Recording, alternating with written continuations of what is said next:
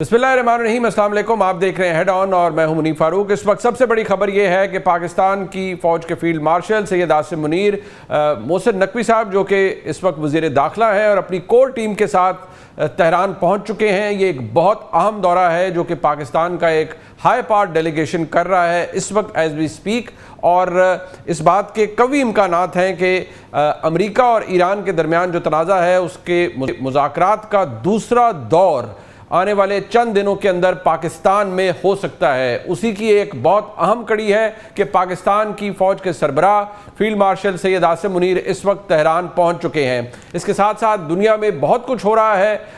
America की एक अपनी पोजीशन है। इस हवाले से बताया यह जा रहा है, अमेरिकी सदर ने कहा है कि जंग तकरीबन ख़त्म हो चुकी है और ख़त्म हो रही है, बल्कि ये बात वो पहले भी कर चुके हैं। इसके अलावा ईरान की वजारत खारजा की जानिब से भी आज अहम स्टेटमेंट्स दी गई हैं। इस पर बात करने के लिए मेरे साथ मौजूद हैं जनाब जाहिद हुसैन साहब, सीनियर सहाफ़ी हैं, हमारे उस्तादों में से हैं। बहुत शुक्रिया जाहिद साहब आपका। इदरीस अली साहब हमारे साथ मौजूद हैं, जर्नलिस्ट हैं, रॉयटर्स के साथ काम कर रहे हैं, वाशिंगटन से मुझे ज्वाइन कर रहे हैं। बहुत शुक्रिया इदरीस साहब आपका। शहजाद इकबाल साहब सीनियर सहाफ़ी हैं, कुछ देर में हमें वो भी ज्वाइन कर लेंगे, और जो इस्लामाबाद और पाकिस्तान के हवाले से जो अहम चीज़ें हैं उनसे भी हम पूछ पाएंगे।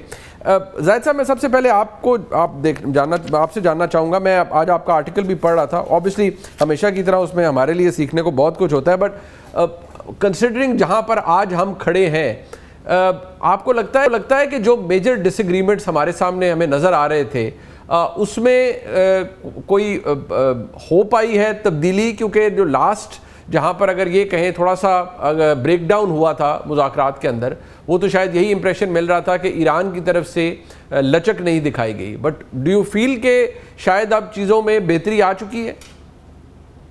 नहीं, देखें, अगर बाकी जो अमेरिका सिंसियर होता, डील करना चाहता, तो मेरा ख्याल ये है कि पहले जो राउंड हुआ था इस्लामाबाद में उसमें हो सकता था। ईरान ने इसमें बहुत फ्लेक्सिबिलिटी दिखाई थी। एक तो सबसे बड़ा जो है, जो बार बार बात आती है कि न्यूक्लियर इशू जो है मेजर जो है स्टिकिंग पॉइंट था, वो मेरा ख्याल ये कि एग्जैजरेटेड इसलिए है कि पहले भी जो बातचीत होती रही है ईरान और अमेरिका के दरमियान, जो जेनीवा में आखिरी बात हुई थी, उसमें भी ईरान ने जो है ये कम से कम ये यकीन दहानी कराई थी कि उसको जो है वो कोई, पहले भी हमेशा ईरान कहता रहा कि कोई न्यूक्लियर वेपन बनाने का इरादा नहीं है।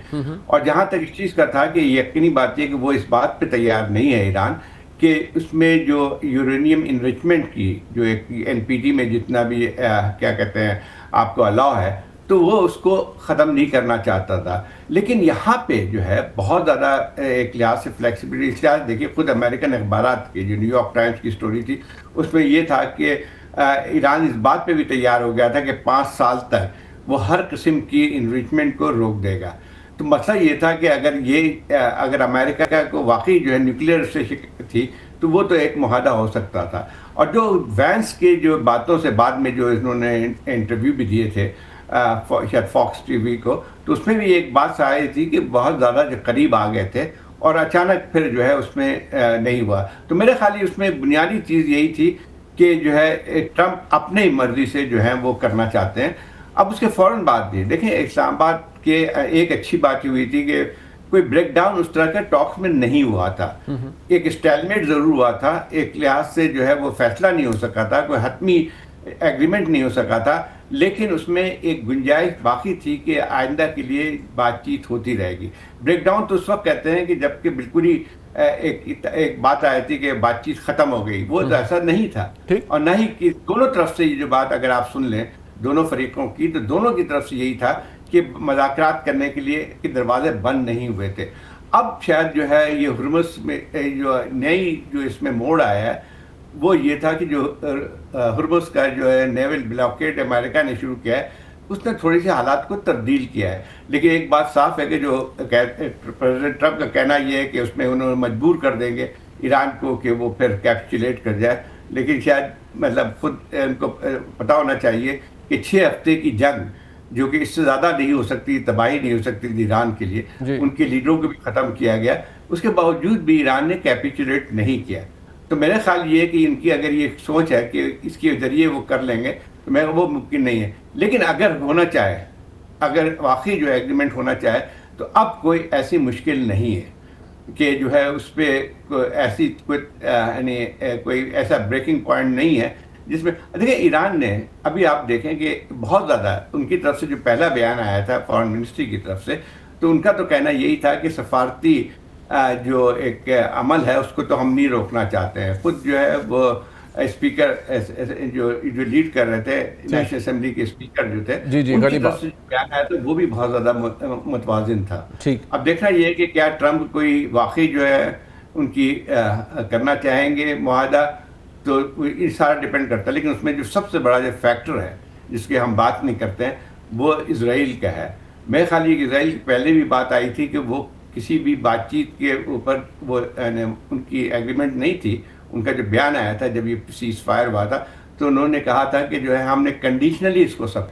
अब ये देखना ये है कि अब अगर कोई मुआहदा होता है ठीक, तो फिर इसराइल का क्या रद्द-ओ-अमल होगा। अच्छा इदरीस साहब, मैं आपसे जानना चाहूँगा कि ये ऑब्वियसली एक इम्पॉर्टेंट इशू तो रहा है अमेरिका के लिए। हम they keep talking about the enriched uranium, वो एक ही बात को ड्रम बीट करते रहते हैं कि ईरान न्यूक्लियर पावर नहीं बन सकता। बट आपकी नज़र से गुजरा होगा इस्माइल बकाई जो ईरान के जो वजारत खारजा उसके तर्जुमान, उन्होंने आज भी कहा है कि ये अब हम एटमी हथियार बनाने में दिलचस्पी नहीं रखते और जो चीज़ हम करना नहीं चाहते उसके लिए हमें दहशतगर्दी का निशाना बनाया जाता है। कंसिडरिंग कि enriched uranium is a major issue, और क्या आपको लगता है कोई मिडिल ग्राउंड तलाश कर लिया गया है in the middle of all this? ये सेकंड राउंड तक पहुंचते पहुंचते कि कितने अरसे तक उसको सस्पेंड करेगा Iran? America perhaps was asking for 20 years, Iran 5 साल की कह रहा था। Do you think a middle ground को मिला है दोनों को? देखिए, मिडिल ग्राउंड मिलने के लिए तो चांसेस हैं। आप सही कह रहे हैं कि अमेरिका 20 साल चाह रहा है, ईरान 5 साल कह रहा है, मगर अगर अग्रीमेंट पे आए तो आई थिंक पॉसिबिलिटी है, क्योंकि जो एक फंडामेंटल इशू है कि ईरान के पास न्यूक्लियर बम नहीं होगा, वो आई थिंक दोनों साइड एग्री करती है। अमेरिका तो कह रही है, ईरान ने खुद कहा है कि कोई इंटेंशन नहीं है। तो मेरे ख्याल से अगर एक डील चाहती है दोनों साइड्स, पॉसिबिलिटी है। मगर आप ये भी देखें कि प्रेसिडेंट ट्रंप हर कोई चंद दिन बाद कहते हैं कि ये जंग खत्म होने वाली है, जंग खत्म होने वाली है, मगर अभी तक ऐसा कोई मौका आया नहीं है, क्योंकि जो यूएस ट्रूप्स हैं, जो इनकी फौजी है, वो हज़ारों में की तादाद में मिडल ईस्ट को भेजे जा रहे हैं। तो कोई ये जो एक होता है ना कि जो बोल रहे हैं प्रेसिडेंट ट्रंप, वो एक बात है, मगर जो उनके एक्शंस हैं, ये जो पेंटागन के एक्शंस हैं, वो एक और चीज़ साबित कर रहे हैं कि शायद टॉक्स गुड फेथ हैं, शायद नहीं हो, मगर जो मिलिट्री है वो बिल्कुल प्रिपेयर्ड है कि जब ये सीज फायर ख़त्म हो कि ये जंग वापस शुरू हो और एक्चुअली मेरे ख्याल से एस्केलेट भी करे। तो डील पॉसिबल है, मगर आई थिंक यूएस और वाशिंगटन में जो प्रेपरेशन है वो ये भी है कि जंग को एस्केलेट किया जाए अप्रैल 21 के बाद। अच्छा, ये बड़ी स्ट्राइकिंग बात है जो आपने बताई है, बट ईरान की तरफ से तो अपेरेंटली ये इस बात को शायद अब आप सेकंड करेंगे और शायद आप इसके ऊपर रिफ्लेक्ट कर पाएंगे कि अमेरिका ने इस बात को एक्नॉलेज किया है कि ईरान ने जो रिकन्स्ट्रक्शन या सैंक्शंस के हवाले से जो बातें हैं वो भी ऑन रिकॉर्ड आई हैं और वहाँ डिस्कशन हुई थी। बट क्या हम इसको टैप कर पाए हैं कि क्या अमेरिकन साइड उससे एग्री कर गई है ऑलरेडी कि ये सैंक्शंस लिफ्ट होंगी और जो जितनी तबाही हुई है रिकन्स्ट्रक्शन के लिए भी कोई कॉम्पनसेशन या ऐसी कोई चीज़ ईरान को पे की जाएगी या नहीं? अभी ऐसी कोई डिटेल नहीं आई सामने। देखिए, अभी जो इस्लामाबाद में भी टॉक्स हुई थी, जो मेरी अंडरस्टैंडिंग है सोर्सेज और कि जो उन्होंने मुझे बताया ये कि ये इश्यूज एक्चुअली डिस्कस ज़्यादा हुए नहीं थे। टॉक से पहले थोड़ी सी डिस्कशन हुई थी, मगर ये न्यूक्लियर मामले से आगे बढ़ा नहीं ज़्यादा। तो अभी ये आई थिंक ओपन क्वेश्चन है। प्रेसिडेंट ट्रंप आप जानते हैं कि अपने आप को डील मेकर समझते हैं, तो उन्होंने कभी कभार ऑन द रिकॉर्ड ये भी बोला है कि अगर ईरान ने डील की तो मैं खुद रिकन्स्ट्रक्शन शुरू करवाऊंगा, अमेरिकन कंपनीज भेजूंगा, जो अरब ममालिक हैं उनसे कहूँगा इन्वेस्ट करें। तो I think sanction relief possibility है, मगर आई थिंक प्रेसिडेंट ट्रंप का बेसिकली एक ही पर्पस है, उनका ये है कि ये सेल कर सकें डील। तो जिस तरह भी एग्रीमेंट हो वो शायद पब्लिकली ना बोलें कि मैंने सैंक्शन रिलीफ दी हो, मगर प्राइवेटली शायद यही करें और यही शायद करना पड़े उनको।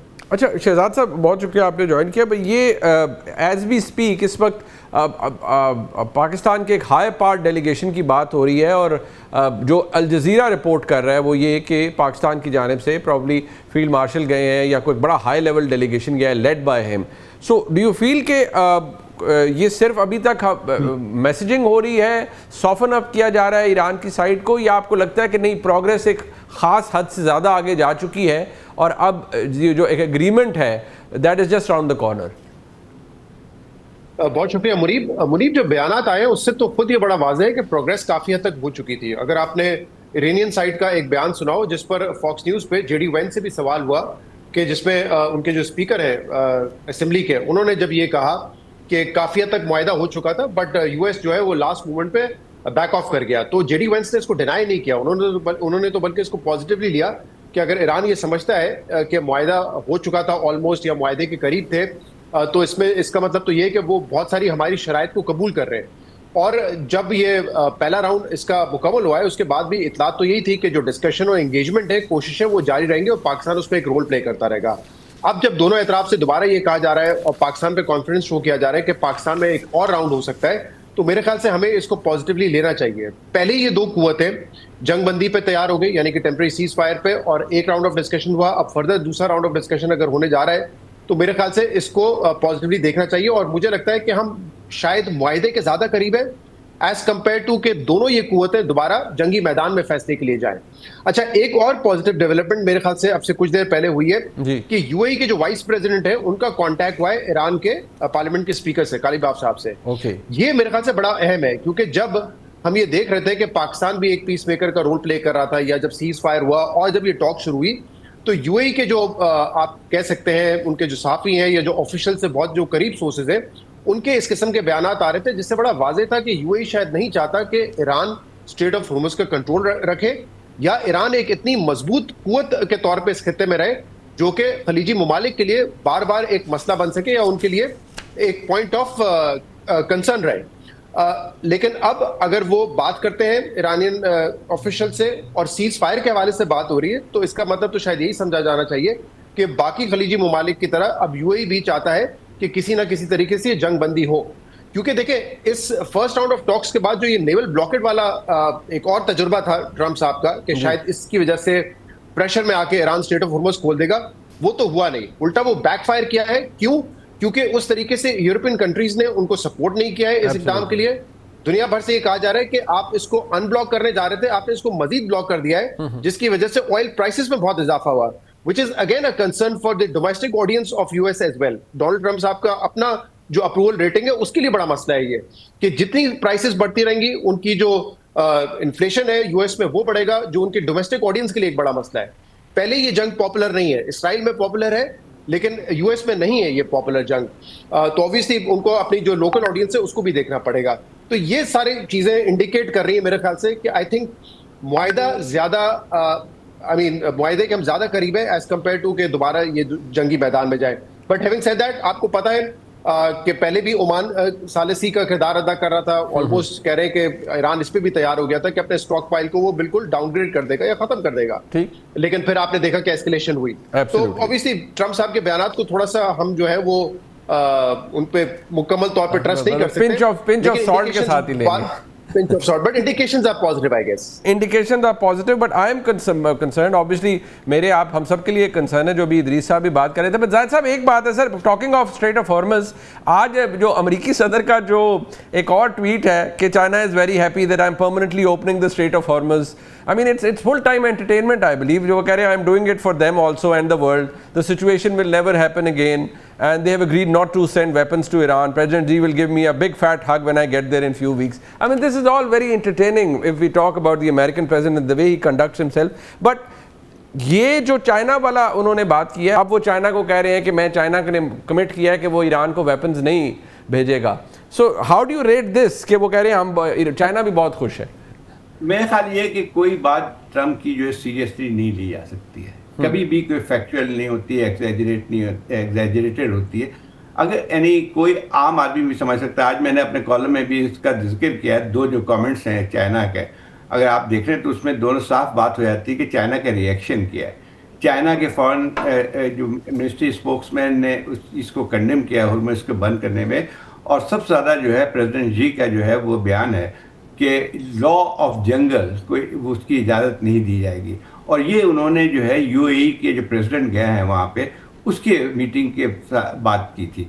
अब मसला ये आता है कि फिर पता नहीं इनको ट्रम्प को क्यों ऐसा लगा कि चाइना जो है वो इस पे कर रहे हैं। तो मतलब ये है कि इस पे हम जा नहीं सकते हैं कि जो क्या कह रहे हैं। देखिए, इस वक्त इसको स्ट्रेट ऑफ हुर्मुज को बंद करने का जो फैसला है, मेरे ख्याल है सवाए इसराइल के उनको किसी की भी हिमायत हासिल नहीं है। यहाँ तक कि जो रीजनल कंट्रीज़ हैं, गल्फ़ कंट्रीज़ हैं, जो कि यूएस के अलाइज हैं, उनकी तरफ से भी जो है मेरे ख्याल ये है कि इसको जो है सपोर्ट नहीं किया जा रहा है।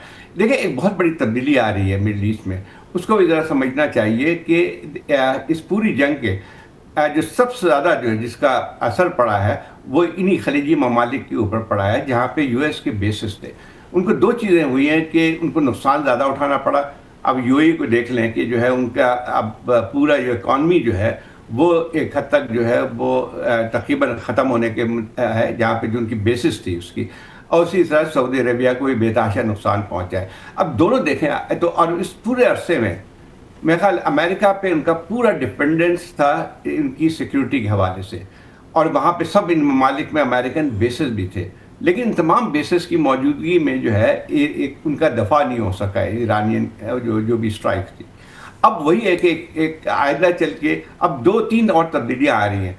देखिए, इससे पहले सऊदी अरेबिया के फॉरेन मिनिस्टर ने का और ईरानियन फॉरेन मिनिस्टर के दरमियान बातचीत हुई है, और आज जो है यूएई के जो है स्पीकर के अहदेदारों ने बात की है आज उसके साथ, जो कि पहली दफ़ा मेरे ख्याल पूरी जंग के दौरान ये हो रही है। तो ये एक तब्दीली आ रही है। तब्दीली ये है कि जंग किसी के मफाद में नहीं है। अच्छा, उसके अलावा जो है मेरे ख्याल इसराइल के अलावा तो कोई भी इस जंग को पसंद नहीं कर रहा है। अब मेरे ख्याल ये कि ट्रंप ने जो बात की थी, ट्रंप ने पहले से अपना जो है दिमाग वो बनाया हुआ था कि जो है इस्लामाबाद में बावजूद इसके कि सब इस बात पर मुत्तफिक हैं, जैसे अभी भी जिक्र कर रहे हैं कि वैंस की जो स्टेटमेंट थी फॉक्स टीवी पे, या जो है ईरानियन स्पीकर की जो है वो की ट्वीट थी, सबका ये कहना था कि बहुत ही करीब थे मुज़ाकरात के। अब मसला ये है कि अचानक, और ये भी बात सामने आ रही है कि जो शायद उम्मीद ये की जा रही थी कि संडे को कोई प्रेस कॉन्फ्रेंस में जो है इसका जो किसी एक एग्रीमेंट का जो है वो फैसला किया जाएगा, वो अचानक फिर वहाँ से रवाना हो गए। एक और चीज़ भी आती है, देखें इसमें समझने की बात है, कोई उम्मीद नहीं करता है कि 47 साल की एक दुश्मनी है और एक लड़ाई की सूरत और क्या कहते हैं खुद जंग के दौरान जो है मुज़ाकरात अगर होते हैं तो ये कोई उम्मीद नहीं कर सकता है कि तमाम मसाइल पे जो है वो एग्रीमेंट हो जाएगा। हमेशा इस सूरत हाल में होता है ये कि चंद बुनियादी चीज़ों पे एक इत्तफाक होता है और फिर एक फ्रेमवर्क दिया जाता है कि वो उस फ्रेमवर्क के तहत मुज़ाकरात जारी रहेंगे, लेकिन ये कि सीज़फायर जारी रहेगा वो शायद नहीं हुआ। और मेरे ख्याल देखें एक और बात भी लगता यही है कि जो कि जिस तरह से इसके स्ट्रेट ऑफ हुर्मुज का इन्होंने ब्लॉकेट किया है, तो पहले से इसकी तैयारी पहले हुई थी, क्योंकि चंद घंटे बाद ही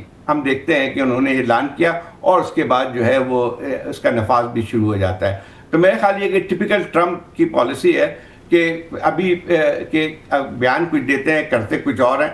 मेरा ख्याल ये है कि लेकिन अब जो है जो सूरत हाल बन के आ रही है उनके लिए भी, अमेरिका के लिए भी सूरत हाल साजगार नहीं है। इस वक्त अमेरिका बिल्कुल अकेला हो गया है और सबसे बड़ा जो उनको नुकसान हुआ है उसके जो वेस्टर्न अलाइज हैं वो बिल्कुल ही जो है उसको सपोर्ट करने के लिए तैयार नहीं है, क्योंकि इस पूरी जंग के नतीजे में सबसे ज़्यादा जो इकॉनमी जिनकी सफ़र हुई है ईस्ट एशिया की ज़रूर हुई है, उसके बाद सबसे ज़्यादा जो हुई है यूरोप की हुई है। तो ये कोई भी किसी भी जंग का हिस्सा नहीं। अब देखना है कि ट्रंप, और उसके बाद आप उसको भी देख लें ज़रा, मुल्क की अंदरूनी तौर पे भी मिड टर्म इलेक्शन होने जा रहे हैं, लेकिन शायद उसका तो कोई फिक्र नहीं है। लेकिन मसला ये आता है कि कितनी हद तक और कहाँ तक अमेरिका इस जंग को ले जा सकता है। ईरान की जो है मेरा ख्याल ये है कि एग्जिस्टेंशियल एक लिहाज से उनका एक चैलेंज था, और लेकिन उन्होंने एक चीज़ साबित कर दी कि उसको शिकस्त नहीं दी गई है। मैं ये नहीं कहता हूँ कि कोई जंग जीत चुका है ईरान, लेकिन ये ज़रूर है कि जो अमेरिका की तो इजराइल की कोशिश थी कि वो कैपिटुलेट कर जाएगा या वहाँ कोई रिजीम चेंज हो जाएगी, वो नहीं हुई। तो ईरान की कोई भी इंटरेस्ट में नहीं है कि इस जंग को तूल दिया जाए, लेकिन ये भी ज़रूर है कि ईरान इस पर ये नहीं कह सकता है कि वो सरेंडर करें और जो भी एक डॉटेड लाइन में साइन करें, वो भी मुमकिन नहीं है। लेकिन अभी जो सूरत हाल है, अगर अमेरिका चाहे तो मुआहदा हो सकता है। अगर अमेरिका चाहे मुआहदा हो सकता है। इदरीस साहब, with all this obviously with all this happening, और अभी वी कैन रिपोर्ट के पाकिस्तान के जो आर्मी चीफ है field marshal Asim Munir, he is leading a delegation along with the interior minister, of course his core team, वो ईरान में मौजूद है। ऑब्वियसली चीज़ों को आगे बढ़ाने के लिए, आई वुड से फाइनलाइज करने के लिए गए हैं। But considering what you have told me just now कि अमेरिका के अंदर ये भी है, बट डेस्परेशन का एलिमेंट भी तो आपने विटनेस किया है। नेचुरली आप वाशिंगटन में हैं कि लोग इस जंग से तंग भी हैं और पब्लिक सपोर्ट या अप्रूवल रेटिंग्स में भी बड़ी कमी हुई है अमेरिकन प्रेसिडेंट की। तो जो डेस्परेशन वाला एलिमेंट है अमेरिकन गवर्नमेंट का या इस एडमिनिस्ट्रेशन का, उसको आप उस पर कैसे रिफ्लेक्ट करेंगे? और देखिए, आप बिल्कुल सही कह रहे हैं कि बहुत अनहैप्पीनेस है, बहुत ही लो सपोर्ट है। जब ये जंग शुरू हुई थी 7% एक रॉयटर्स के पोल के मुताबिक सपोर्ट करते थे, सिर्फ 7%। तो ये वॉर अनपॉपुलर हुई है, शुरू से ही अनपॉपुलर थी। जैसे ही इनकी पेट्रोल की प्राइसेस $4 पे गैलन से ऊपर गई है तो और अनपॉपुलर हुई हैं। मगर ये भी देखा जाना चाहिए कि जो अमेरिकी पब्लिक है वो थक चुकी है। 1.5 साल से प्रेसिडेंट ट्रंप पावर में, उन्होंने जो भी इंस्टीट्यूशंस थे, कांग्रेस, इंटरनल रेजिस्टेंस, वो ख़त्म कर चुके हैं और अमेरिकी लोग थक चुके हैं जो प्रेसिडेंट ट्रंप ने इंटरनली किया है। तो अनहैप्पीनेस है, मगर जो एवरेज अमेरिकन है वो ज़्यादा ना ही फोकस कर रहा है। आपने देखा होगा कि 2003 में जब इराक वॉर हुई थी, बहुत ही ज़्यादा प्रोटेस्ट थे अमेरिकी सड़कों पे, लंदन में, हर जगह। अमेरिका में एक भी प्रोटेस्ट नहीं हुआ अभी ईरान के वॉर के ख़िलाफ़, क्योंकि आई थिंक लोग अपने वेल बीइंग, अपने जो इश्यूज़ हैं उन पे ज़्यादा फोकस कर रहे हैं। तो देखें, मिड टर्म अभी नवंबर में आ रहे हैं, काफ़ी टाइम है मिड टर्म तक। मेरे ख्याल से ट्रंप और उसकी जो एडमिनिस्ट्रेशन है वो इस जंग को नवंबर से पहले ख़त्म करने की कोशिश करेंगे। मगर ये जो डेस्परेशन जो है ना, वो मैनिफेस्ट नहीं हो रहा एवरेज अमेरिकन में। तो आई थिंक ये काफ़ी एक इंटरेस्टिंग सिचुएशन है, क्योंकि जब यूजुअली इतनी लो रेटिंग्स होती हैं, इतनी लो पॉपुलैरिटी होती है किसी चीज़ की, तो जो ममालिक होते हैं, जो गवर्नमेंट होती है, वो खुद कहती है कि हम लोग चेंज करेंगे क्योंकि हमारे ऊपर प्रेशर आएगा। मगर प्रेसिडेंट ट्रंप, उनको पता है कि वो 2028 में वापस प्रेसिडेंसी के लिए तो रन नहीं कर सकते, तो वो अभी अपने लेगेसी बिल्डिंग मोड में ज़्यादा फोकस हैं। और उनकी लेगेसी जो देखी जा रही है ये है कि मैं दुनिया को बेसिकली रीशेप कर दूंगा। आपने वेनेजुएला में देखा, उन्होंने जो मडूरो को कैप्चर किया, उन्होंने ईरान में जून में भी स्ट्राइक किया, और अब आई थिंक वो एक अपने दिमाग में एटलीस्ट ये लेगेसी बनाने की कोशिश कर रहे हैं कि मैंने ईरान को बदल दिया। ऑब्वियसली अकॉर्डिंग टू प्लान बिल्कुल नहीं जा रहा, मगर मेरे ख्याल से उन्होंने अपने दिमाग में यही सोचा है कि जब तक ईरान का जो गवर्नमेंट नहीं बदलेगी, जब तक मेरी लेगेसी सीमेंट नहीं हो पाएगी फॉरेन पॉलिसी में। शहजाद साहब, ये एक बहुत अहम डेवलपमेंट है। इतना हाई पार्ट डेलीगेशन पाकिस्तान की जानिब से गया है, एंड आई एम श्योर आप इसकी अहमियत को आप बखूबी समझते हैं। What does it show? Does it show? Naturally, एक तो इसमें एक उम्मीद की किरण या एक होप ये भी है कि बहुत सारी चीज़ें, जिस तरह आपने पहले भी कहा कि बहुत बेहतरी उनमें आ चुकी है, बट शुड वी एक्सपेक्ट कि अब इसके बाद कोई at least we'll get down to a point जहां हमें पता लगेगा कि एक ख़ास दिन दोनों वफूद पाकिस्तान आ रहे हैं? मेरे ख्याल से बड़ी अहमियत है जंग के दौरान। ऑल्दो इस वक्त एक टेम्परेरी सीज फायर है, लेकिन ईरान जाकर फील्ड मार्शल का, उनके साथ इंटीरियर मिनिस्टर भी है, मेरे ख्याल से क्लियरली कम्युनिकेट करता है कि जो कुछ शायद ये खदशात थे कि नहीं पाकिस्तान का टिल्ट थोड़ा सा खलीजी ममालिक की तरफ होगा या अमेरिका की तरफ होगा, मेरे ख्याल से एक तो ये उसको न्यूट्रलाइज करता है। हाँ, ये बात फैक्ट है, हमारा सऊदी अरब के साथ इस जंग को शुरू होने से पहले एक डिफेंस पैक्ट था और हमने बार बार बड़ा ट्रांसपेरेंट तरीके से बताया कि we will abide by it, अगर जरूरत पड़ी तो वो इन्वोक हो जाएगा। लेकिन दूसरी तरफ हमारा वजीर आजम और हमारे जो फॉरेन मिनिस्टर हैं और डिप्यूटी प्राइम मिनिस्टर वो सऊदी अरब में है, फिर शायद वो कुछ और ममालिक जाएंगे, तुर्की भी जाएंगे। एक तो ये पूरा शो करता है कि ऑब्वियसली इस रीजन में इंटरेस्ट जो है ईरान और यूएस के अलावा दूसरे ममालिक का भी है, उनको भी ऑन बोर्ड लेना होगा, उनसे भी मुशावरत करनी होगी, क्योंकि जैसे मैंने कहा स्ट्रेट ऑफ हॉर्मुज़ पे ऑब्वियसली एक पॉइंट ऑफ व्यू जो है वो जीसीसी कंट्रीज का भी होगा। दूसरा, इट शोज अगेन कि एक हमारी न्यूट्रल पोजीशन है और पाकिस्तान ने ये पोजीशन हासिल इसलिए नहीं की क्योंकि हम किसी के ब्लॉक में होना चाहते हैं कि सुपर पावर के करीब हो जाए। आई थिंक इस मरतबा हमारी जो पोजीशन है और माजी की गलतियों से शायद सीख कर हमने ये पोजीशन हासिल की है कि we will stand by peace, और हमारी एक असूली पोजीशन रहेगी। लेकिन इससे ज़्यादा इंपॉर्टेंट ये है कि हमें ये भी पता है कि अगर ये जंग तवील होती है तो शायद सबसे ज़्यादा वन ऑफ द कंट्रीज जिसका सबसे ज़्यादा नुकसान होगा वो पाकिस्तान होगा, दोनों सिक्योरिटी पॉइंट ऑफ व्यू से भी और इकोनॉमिक पॉइंट ऑफ व्यू से भी। अभी भी आपने देखा हमें एक कॉस्ट पे करनी पड़ी अपनी एक पोजीशन की वजह से कि यूएई ने $3 बिलियन हमसे वापस मांग लिए। चले वो तो आज खबर आ गई, औरंगजेब साहब ने कंफर्म कर दिया कि अब सऊदी अरब हमें $3 बिलियन देगा। बट ये जो ऑनगोइंग कॉन्फ्लिक्ट अगर बढ़ता है, ऑयल प्राइसेस एस्केलेट करती हैं, हम उसके डायरेक्टली अफेक्ट ही होंगे। ऑलरेडी सप्लाईज का भी इशू हो सकता है, एलएनजी का ऑलरेडी हो गया है और आप देख रहे हैं कि पूरे मुल्क में लोड शेडिंग हो रही है, उन इलाकों में भी हो रही है जो कि वक्त पे बिल की अदायगी करते हैं और वो शायद बड़े अरसे बाद हमने फेस किया है। इसी तरीके से अगर ईरान वल्नरेबल होता है ज्यादा तो बलूचिस्तान का बॉर्डर हमारा बड़ा तवील है, वो एक खतरे में पड़ता है। तो ओवरऑल ये बात ठीक है, हमने एक असूली पोजीशन ली है, बट हमारे लिए हमारे मफाद में ये बहुत ज्यादा है कि ये डी एस्केलेशन जल्द से जल्द हो। और एक खतरा जो कि अब बजाय लगता है कि टल गया है, ऑल्दो हमारे जो पायलट्स हैं या जो हमारी एयरफोर्स के कुछ लोग हैं वो सऊदी अरब में अब जा चुके हैं, लेकिन अगर सऊदी अरब डायरेक्टली इन्वॉल्व होता तो पाकिस्तान को भी इन्वॉल्व होना पड़ता और मेरे ख्याल से वो हमारे लिए एक बहुत ही मुश्किल फैसला होता, एक ऐसा फैसला जो हम ना चाहते हुए भी करते हैं और उसके कॉन्सिक्वेंसेस आने वाले वक्तों में बहुत ज्यादा बुरे हो सकते थे। सो लेट्स होप जो हमारी मीडिएशन का एक रोल है जो दुनिया एक्सेप्ट कर रही है इसको, उसमें हम कामयाब हो जाए। ये वाकई इसकी बहुत अहमियत है। बट जाहिद साहब, ये जो पाकिस्तान के CDF इस वक्त ईरान में है, तेहरान में है, पाकिस्तान के वज़ीर-ए-आज़म आज क्राउन प्रिंस मोहम्मद बिन सलमान से उनकी मुलाकात एक्सपेक्टेड है। How do you rate this in the middle of war? Obviously हमारी इंगेजमेंट और हमारा एज अ पीस मेकर, आपने भी लिखा कि प्रोफाइल उसमें बड़ा इजाफा हुआ है, बट प्राइम मिनिस्टर के विजिट को आप उसको कैसे देखते हैं? देखिए, ये बात है, सही है कि पाकिस्तान अभी तक बावजूद उसके कोई माहदा नहीं हुआ इस्लामाबाद टॉक्स में, लेकिन ये बात तो हकीकत है कि पाकिस्तान का जो रोल है एक इंटरलोक्यूटर का कह लें या उनका जो है मॉडरेटर या मीडिएशन कर लें, तो वो तो जारी है।